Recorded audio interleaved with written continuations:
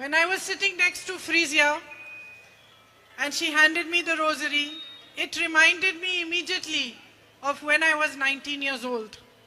ഞാൻ ഫ്രേസിയ എന്ന് പറയുന്ന അമ്മയുടെ അടുത്തിരുന്നപ്പോൾ ആ അമ്മ എൻ്റെ കയ്യിൽ കൊന്ത തന്നപ്പോഴൊക്കെ ഞാൻ 19 വയസ്സുണ്ടായിരുന്ന ആ സമയത്തെക്കുറിച്ചാണ് ഞാൻ ആലോചിച്ചത്.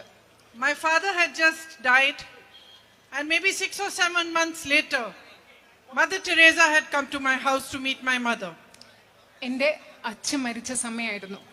ആ സമയം ഒരു 5-6 മാസം കഴിഞ്ഞ ശേഷം ഒരു പ്രാവശ്യം മദർ തെരേസ എൻ്റെ വീട്ടിൽ എൻ്റെ അമ്മയെ കാണാൻ വന്ന സമയമായിരുന്നു. I had fever, so I was lying down in my bed. I didn't go out of the room. ആ സമയത്ത് എനിക്ക് പനി പിടിച്ചിരിക്കുകയായിരുന്നു. അതുകൊണ്ട് ഞാൻ മദർ തെരേസ വന്നപ്പോൾ ഞാൻ കാണാൻ പോയില്ല. ഞാൻ എൻ്റെ റൂമിൽ തന്നെ ബെഡിൽ കിടക്കുകയായിരുന്നു.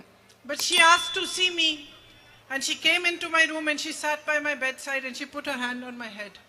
പക്ഷെ മദർ തെരേസ എനിക്ക് പോയി കാണാൻ പറ്റിയില്ല. പക്ഷെ എന്നെ കാണണമെന്ന് പറഞ്ഞ് ആ റൂമിൽ വന്നു. ഞാൻ കിടക്കുകയായിരുന്നു. അമ്മ എൻ്റെ തലയിൽ ഇങ്ങനെ കൈവച്ചു. And just like Frisia, she took my hand and she put her rosary in my hand. ഇപ്പോ കഴിഞ്ഞ പ്രാവശ്യം വയനാട്ടിൽ വന്നപ്പോൾ ഫ്രേസിയ എന്ന അമ്മ എൻ്റെ കയ്യിൽ ആ കൊന്ത വെച്ച് തന്നതുപോലെ അന്ന് മദർ തെരേസ എൻ്റെ കൈ പിടിച്ച് മദർ തെരേസയുടെ കയ്യിലിരുന്ന കൊന്ത എൻ്റെ കയ്യിൽ വെച്ച് തന്നു. And I think she saw that I was suffering because my father had died and I was troubled, and she probably may have realized that maybe I had fever because I was suffering and I was sad.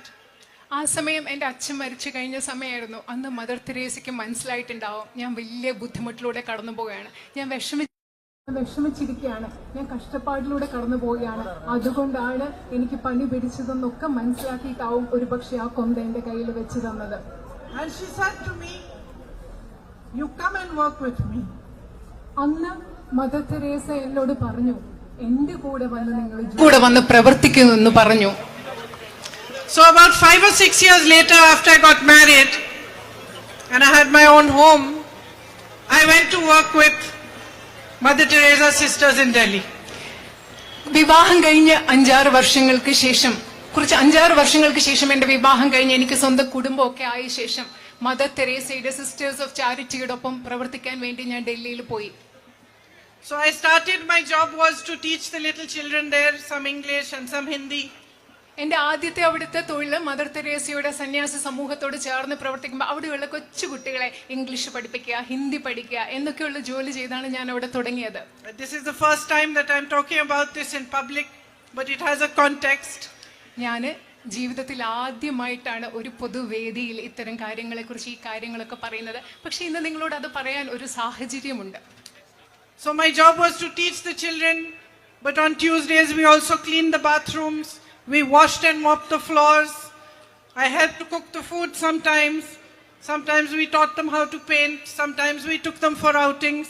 കുട്ടികളെ പഠിപ്പിക്കുകയായിരുന്നു എൻ്റെ ജോലി. പക്ഷെ ചില ദിവസങ്ങളിൽ എനിക്ക് പാചകം ചെയ്യേണ്ടി വരും. ചൊവ്വാഴ്ച ദിവസങ്ങളിൽ പാചകം ചെയ്യണം, അവിടെയൊക്കെ വൃത്തിയാക്കേണ്ടി വരും. കുട്ടികളെ ചിലപ്പോൾ പെയിന്റ് ചെയ്യാൻ പഠിപ്പിക്കേണ്ടി വരും, ചിലപ്പോൾ ഈ കുട്ടികളെ കൊണ്ട് പുറത്തു പോകേണ്ടി വരും. ഇതൊക്കെയാണ് അവിടെ ചെയ്തിരുന്നത്.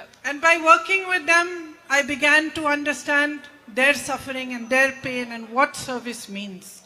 അവരോടൊപ്പം പ്രവർത്തിക്കുമ്പോൾ, മദർ തെരേസയുടെ സന്യാസ സമൂഹത്തോടൊപ്പം പ്രവർത്തിക്കുമ്പോൾ എനിക്ക് മനസ്സിലായി കഷ്ടപ്പാട് എന്താണ്, ദുഃഖം എന്താണ് എന്ന് മനസ്സിലായി. അതുപോലെ സേവനം എന്താണ് എന്ന് എനിക്ക് ആ സമയത്ത് മനസ്സിലായി. And how a community can support those who have less, those who are suffering, those who are in trouble.